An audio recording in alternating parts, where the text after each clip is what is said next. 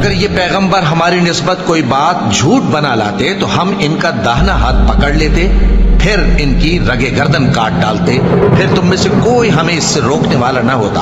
اور یہ کتاب تو پرہیزگاروں کے لیے نصیحت ہے۔ جو لوگ کہتے ہیں کہ اللہ جو ہے وہی مسیح ابن مریم ہے، وہ بے شک کافر ہیں۔ ان سے کہہ دو کہ اگر اللہ عیسیٰ ابن مریم کو اور ان کی والدہ کو اور جتنے لوگ زمین میں ہیں سب کو ہلاک کرنا چاہے تو اس کے آگے کس کی پیش چل سکتی ہے؟